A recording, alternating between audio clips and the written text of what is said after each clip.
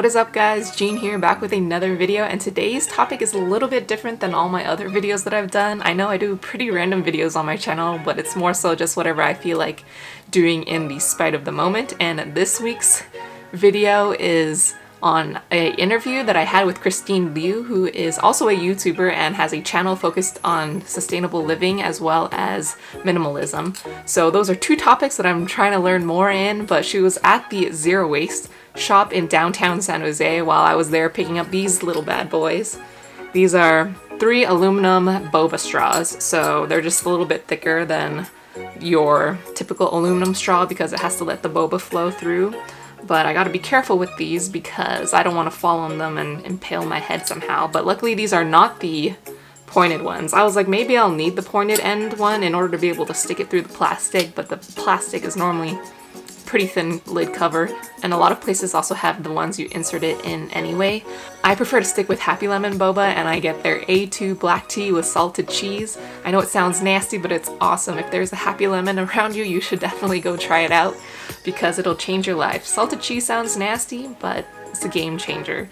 And those lids don't come with the little plastic covering, it just comes with a little hole where you can stick it in. So anyway, that's why it was fine that it didn't have a pointed end, plus it's probably more safe that way. But in this video, I interview Christine Liu, and I met her once at a friend's birthday party, and it was just a coincidence that she just happened to be there at the store when I was going there, and I was like, oh, do you want to do an interview? And she was such a good sport where she was just like, yeah, sure, why not?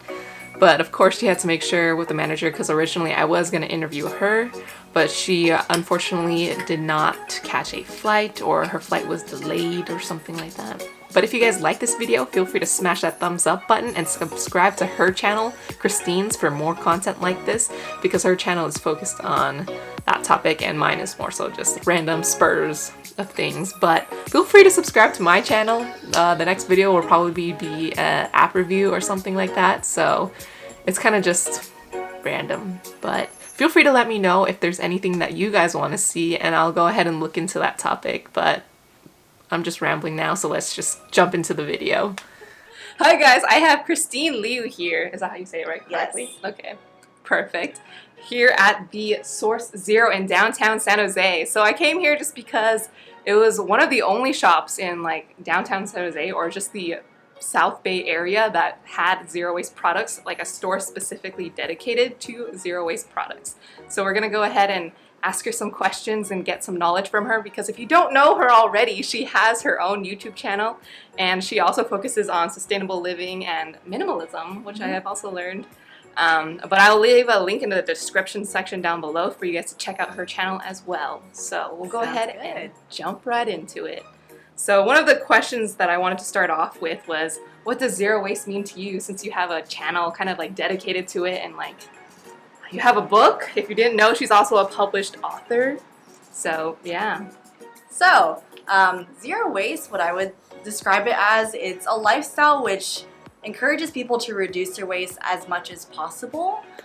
So the average American produces about 4.4 pounds of trash every single day, and that is quite a bit if you think about it. Just if you add it up every single year and then throughout your lifetime, that is a lot of trash, and we are producing so much more waste compared to all the other countries in the entire world, except for Australia actually is not too far behind us, but still we have a lot of work to do. So with those things in mind, the zero waste movement was pretty much started to have a more lighter ecological footprint in terms of how much we're using our resources, but also just being conscious about your consumption and really seeing how your consumption habits also produce so much waste. So yeah, I think that's kind of a interesting way to describe it, but hopefully I can answer some more through the following questions. Awesome. One of the other things I wanted to touch upon was like, there's been like a rush in motion towards this whole like zero waste living most recently. I don't know if you've seen it, but it's because, I don't know if that's just me and the social media outlets that I choose to use, but it's been like,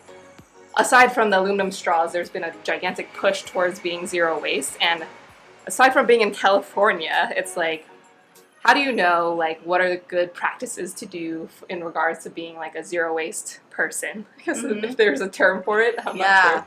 So my number one tip always for anyone that's trying to go zero waste is to just reduce and refuse your consumption from the start. Okay. I know it's really tempting. You see these videos and a lot of social media is going to tell you like, get this swap, get this stainless steel straw, get these reusable bags, and it'll change your life and it'll be so much better for the planet. But the reality is that when you refuse the things you don't need and just reduce what you actually use, that is a huge way to just reduce the impact that you have on the planet. So Yeah. I just encourage people to stop shopping and like really reconsider their purchases. Yeah, falling into the whole upgradable cycle, especially being here in the Silicon Valley, it becomes like a, I don't know, kind of like a pain. Yeah. Not a pain, but it's like you see everyone with these like new cool tech gadgets and you're like, Mhm. okay, I'm just gonna wait a couple more years because mine is still usable. Mm-hmm. And you know that like the whole recyclable process of electronics isn't too great. They say Yeah. that they're trying to do better, like Apple and stuff, but It's not perfect yet. Yeah. Mm-hmm. Okay, awesome. So aside from what I just mentioned, what was one of the like hardest parts about becoming a zero waste person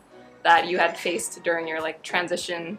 And I guess talk a little bit more about like when you decided to start this whole like Yeah. transition in your life. So I started zero waste living almost 5 years ago. It was after I studied packaging engineering in school. And long story short, I found out about the zero waste lifestyle through the founder of the movement, Bea Johnson. She runs a blog called Zero Waste Home. She also has a book too. I believe it's called Zero Waste Home as well.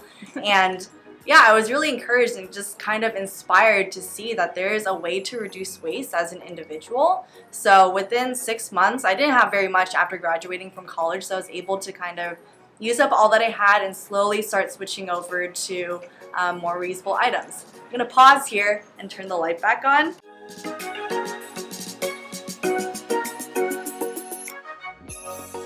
What was I saying? Eco-friendly, that's for sure. Oh, Yeah. that's for sure.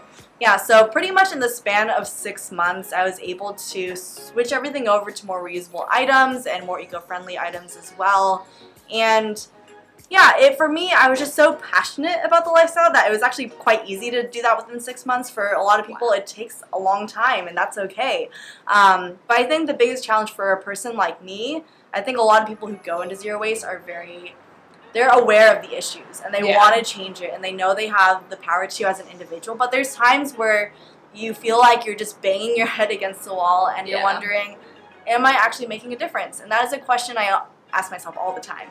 But I always look back into the past couple of years and see how my lifestyle has like really drastically changed my career. It's changed like what I do every single day. Like now I'm doing this kind of for a living. So it just kind of goes to show that even though it feels like you're not impacting anyone or doing anything, like it really will start to add up. So don't feel discouraged if you feel like you're not making an impact. Yeah, that was one of the things that I kind of struggle with because I was like a software engineering major, but like at career fairs, there's always swag, right? Mm-hmm. So it's like I'm still kind of in that like college mindset of like, oh, grab all the possible swag I can, even though I've graduated for like a year and a half now. But it's like the whole refuse thing is really hard for me to, I don't know, kind of just ingrain into my mind. Mm-hmm. But slowly getting there. Yeah. But it's very hard. Step by step, though. Yeah. Okay, cool. So being that we're in the Source Zero shop, what is, would you say, the weirdest thing you guys sell here? The weirdest Yeah, thing. if there's anything weird in here. I actually need to take a look around. You know, I'm like pretty much used to all these things, so that's a tough. I can't really say. Maybe I would actually say the soap nuts. They're not weird, but I think they're definitely strange for a lot of people because they think, oh, like something from nature, you can just put it into your washing machine and then it'll clean your clothes, and yeah, it works. I personally don't use these. Okay. I have a friend that has used them in Germany before, but they have like natural, let me see, a natural agent within the shells of the soap nuts, and they just create essentially like natural soap. So definitely interesting. Yeah. Well, yeah, that's definitely unique. Mm-hmm. Yeah. I've never heard of such a thing, but now I'll be like, man, I need to go find those wild nuts. But thank you so much, Christine. I guess a last tip for people, what would you say would be like a tip for beginners who wants to start their like zero waste journey? Yeah, so pretty much the next time you throw away something into your trash can, just take that item as the next thing you want to reduce and turn into something more sustainable. So my first item was a plastic toothbrush, so I switched it over to a bamboo one. And slowly, one by one, I just started to look for alternatives once I was throwing away different items and was able to slowly start reducing my trash from there. Okay, So just take it a step at a time. Oh, that's a very good tip, actually, because you Yeah. never know where to start. I was like, okay, I'm going to start cleaning stuff now, but then I end up always just moving things from one area of my room to another area, Yeah. and it never gets anywhere. But thank you so much, Christine, for Oh, agreeing to do No this. problem. And of course, as I mentioned, I'll leave a link in the description section down below to her channel, so you should definitely go check her out and her book.